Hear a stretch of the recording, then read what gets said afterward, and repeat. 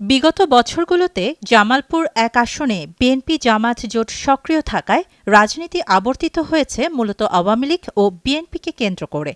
তবে ২০২৪ সালের গণ-অভ্যুত্থানের পর আওয়ামী লীগের কার্যক্রম নিষিদ্ধ হওয়ায় এবার ত্রয়োদশ জাতীয় সংসদ নির্বাচনে এই আসনে বিএনপি, জামায়াতে ইসলামী জোট ও স্বতন্ত্র প্রার্থীর মধ্যে ত্রিমুখী লড়াইয়ের আভাস পাওয়া যাচ্ছে। সভা সমাবেশ, উঠান বৈঠক, পোস্টার আর বিলবোর্ডের মাধ্যমে তুলে ধরছেন নিজেদের লক্ষ্য ও উদ্দেশ্য। স্থানীয়দের মতে শুধু এ আসনই নয়, জামালপুরের ৫টি সংসদীয় আসনেই এবার বিএনপি ও ইসলামী মতাদর্শের দলগুলোর মধ্যে লড়াই হবে। দেওয়ানগঞ্জ ও বকশীগঞ্জ এই দুই উপজেলা নিয়ে গঠিত জামালপুর এক আসনটি ২টি পৌরসভা ও ১৫টি ইউনিয়ন পরিষদ নিয়ে গঠিত। মোট ভোটার সংখ্যা ৪,০১,৫০৪ জন। এর মধ্যে পুরুষ ১,৯৯,৫৭৭ এবং নারী ২,০১,৯২৬ জন ভোটার রয়েছেন। এছাড়া একজন ট্রান্সজেন্ডার ভোটার রয়েছেন এই আসনে। এ আসনে বিএনপি থেকে দলীয় মনোনয়ন পেয়েছেন দলের কেন্দ্রীয় কমিটির কোষাধ্যক্ষ ও সাবেক এমপি এম রশিদুজ্জামান মিল্লাত।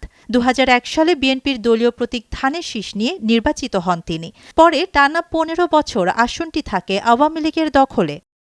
এবার আওয়ামী লীগ মাঠে না থাকায় সাধারণ ভোটাররা মনে করছেন লড়াই হবে বিএনপি, জামাত ও উপজেলা পরিষদের সাবেক চেয়ারম্যান, উপজেলা বিএনপির সাবেক সভাপতি রউফ তালুকদারের মধ্যে। বকশীগঞ্জের সাবেক উপজেলা চেয়ারম্যান প্রথমবারের মতো স্বতন্ত্র প্রার্থী হিসেবে নির্বাচনের ঘোষণা দিয়েই নিয়মিত গণসংযোগ, উঠান বৈঠক, লিফলেট বিতরণ ও পথসভা করে যাচ্ছেন। অন্যদিকে জামায়াতে ইসলামের টিকিট পেয়েছেন কেন্দ্রীয় মজলিসের শুরার সদস্য অ্যাডভোকেট নাজমুল হক সাঈদ। জামালপুরের ভোটাররা এবার জামায়াতে ইসলামকে বিপুল ভোটে বিজয়ী করবে বলে আশা প্রকাশ করেন নাজমুল হক সাঈদ।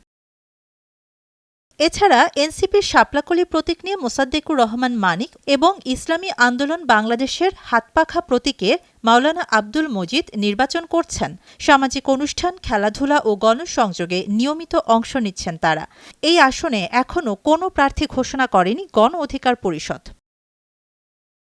রাজনৈতিক বিশ্লেষকরা মনে করেন বিএনপি প্রার্থীর জনপ্রিয়তা থাকলেও এবার এই আসনে স্বতন্ত্র প্রার্থীর উপস্থিতি নির্বাচন সমীকরণকে কিছুটা জটিল করে তুলতে পারে। শাহানা জাহান, নয়াদিগন্ত।